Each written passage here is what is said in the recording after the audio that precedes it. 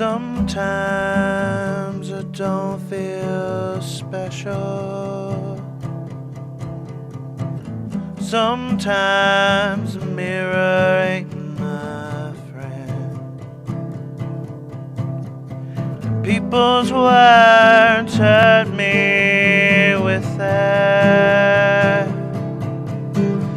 Sometimes I lose sight of what to believe in.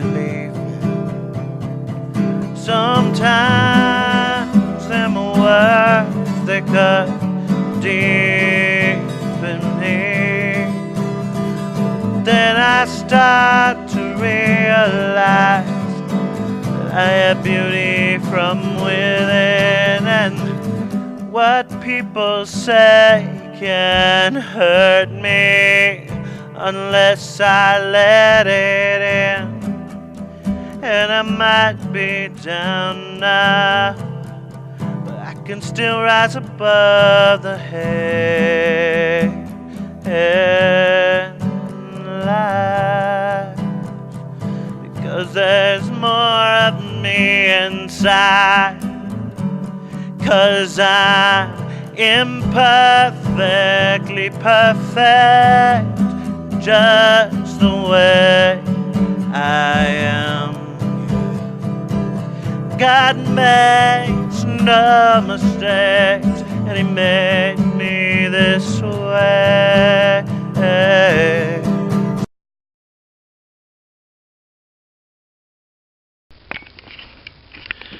Hello everyone.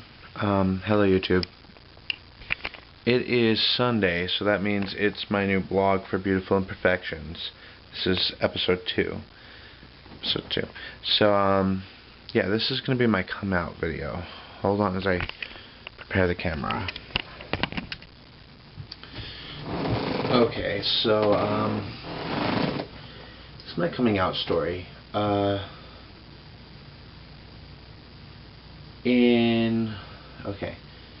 Starts clear back. When I was about 4 or 5, I really liked Little Mermaid and like The Wizard of Oz. And this, my grandpa didn't like this too much actually. He thought it was kind of strange and odd, and so my grandma would keep buying me these Ariel dolls, right? And he kept throwing them away. So my grandma decided to keep buying them. She said it's really not a big deal. He is what he is. So she was very supportive. I think she already knew and always knew, and she just didn't care. So yeah. So anyways, on to the story. I wasn't like normal. I guess, well, I was normal, but I wasn't like your average boy at the time. I wasn't into like Teenage Ninja Turtles, and I was into obviously other things. So I think people knew from that time. Skip to a few years later. My father, who's also gay actually, came out of the closet in like I want to say 97. Yeah, I think it was 97. And my family wasn't very accepting. Some of my aunts and uncles and my grandpa. I remember my dad, right after he came out, slammed his hand through a glass window, almost cutting a vein that could have killed him. And so I think subconsciously in my head I thought being gay was a horrible thing because of that situation. So for years I really just I kept it inside. I didn't want to come out, and so, well, I was 7, so I didn't really know back then. Or 8. It was 7 or 8. And so yeah, so let's skip to a few years later. When I was starting middle school, I realized that I was different. I wasn't interested in girls like the rest of my friends, and this kind of shocked me and scared me. Of course,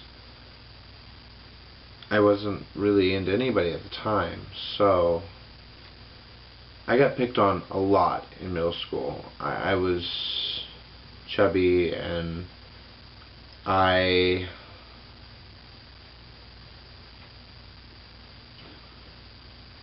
obviously wasn't into what the boys were into. I wasn't wanting sports, I was into choir, and I was into acting, and that wasn't normal for what most boys wanted to do in middle school. And so I got picked on a lot, and that's when the words started flying around. Things that were really mean, like faggot, and just really rude things. And I just went through a real emotional time at that period, and I remember feeling just overwhelmed and afraid. Um, so I started getting into music a lot to hide, and a way to kind of write down my feelings without people knowing. And so I would write songs about my emotions at the time. I was 13.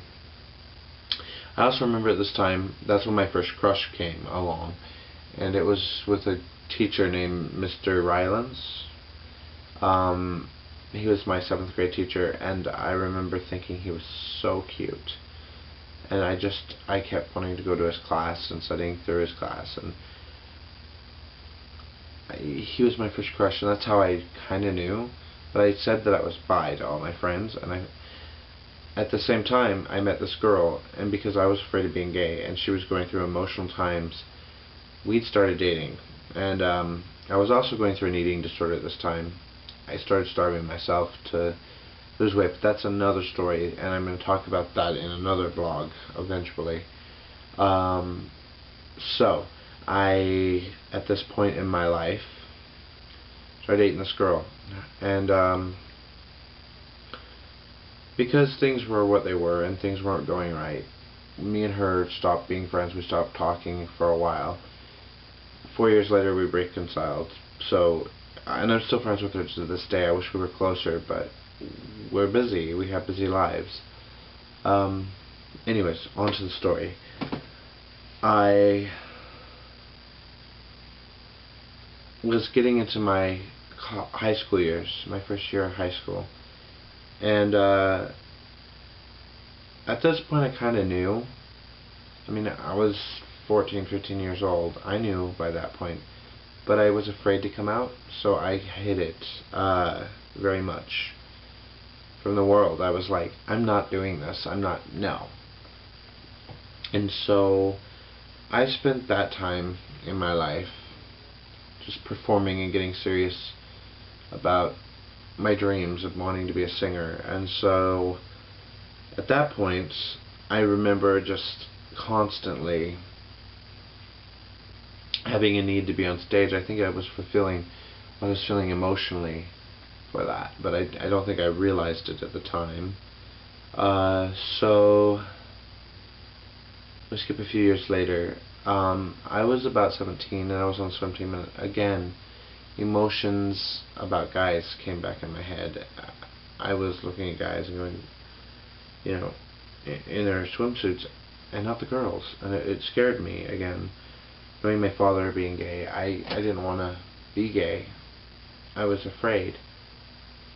So I started doing these pray away things and started praying to God to take it away, and tried to be a good Christian. I fulfilled my need of trying to get into God, and I would go to church every Sunday, and I started trying to do that, but it didn't work. And for those 3 years, 17, 18, 19, I was trying to fulfill something that wasn't there.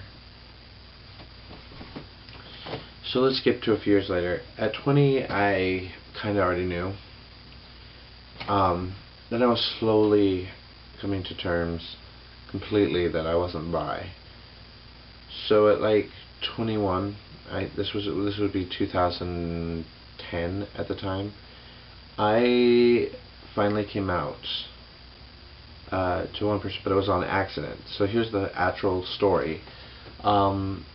I was looking at guys on the internet, and I was on this website, and I had a screen name there.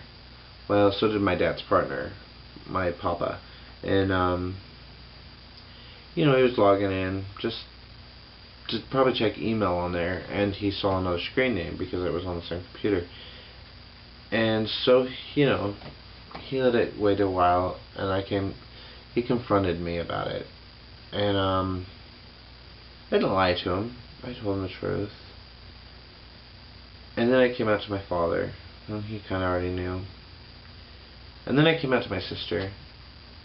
She kind of knew. Oh, but before I came out to them, the first person I came out to was my friend Jesse. I was going through an emotional time, and we were in a fight. He's been my best friend since high school, and we were in a fight at that time, not on talking terms, and he called me to basically bitch at me because, I was an idiot. I'll admit it was probably my fault, that particular fight, and he just said, "I know something's wrong with you. Are you on drugs? What the hell what are you doing?" And so I finally said, "I'm gay." And I told him I was thinking of suicide because I was feeling horrible about being gay. And so he talked me out of it, and that made me realize I was loved as a friend, not boyfriend. He's not gay. But he let me realize there was nothing wrong with me. And so then that incident with my parentals happened, and I kind of just came out to him slowly. A year later, I met the first person I dated. I wasn't out to all of my family at this time. Most of my friends, but not all my family. And so I met this person, and I thought I was madly in love with him. I mean, it was my first relationship, really. In high school, I had friends that I dated, but they were girls, and I didn't emotionally feel anything. So I fell for this person, and person turned out to be a jerk, but that's another story. So I decided about 3 months into our relationship, I wanted to tell my family because I wanted them to know I was in love. So I wrote a Facebook post that said I am bisexual because I thought I'd break it to him easily because of what happened with my dad. And so I write that I'm happy and in a relationship with the love of my life, and things were going great. And then me and my boyfriend a week later broke up. So everybody in the world knew. But before the breakup, my Aunt Lisa, she wrote on that post, "You don't have to come out to anybody. That's your personal business, and who's making you feel this way that you need to come out?" She wasn't mad about it, and I finally talked to her, and she said, "It doesn't matter, we already knew." And I thought she was mad, but she wasn't mad at me. She just wanted me to be comfortable with my own skin and not have to tell people anything about me that they didn't need to know. She said it wasn't their business, it was my business. And she made me get a new respect for myself as a person. And I just totally learned to really respect what she said. And so, anyways, we skip on a little bit. That's the story basically. And so a few months later, I came out to all my family and my uncles and my aunts, and I haven't looked back, and for the most part they've been accepting. Some things I've done since has drove them crazy, but they're still very loving, and I love them each and every one of them, and I'm grateful for them all. And so I'm not going to say I'm one of those people that were ostracized by their family. The only side of the family that hasn't accepted me is my mom's side very much. and it's because they're really religious, and I've learned to accept that. My grandma Bobby wanted to put me into the pray the gay away type of thing, and she even got her preachers and stuff to try to do it. It didn't work. But that's besides the point. No talking illly of the dead when she found out that was what she wanted to do. But things have changed, and life is getting better. It's not easy. It's getting better, and so that's my coming out story. It's not really that dramatic, but it's something I felt I needed to tell you, and for anyone who needed help, because I remember during that process, YouTube really saved my life. And if anyone's watching this video, I hope I can be a beacon to help. I do music, and this is part of my life, so if you're watching this video, I love you. Goodbye. See you in episode 3, which will be It Gets Better.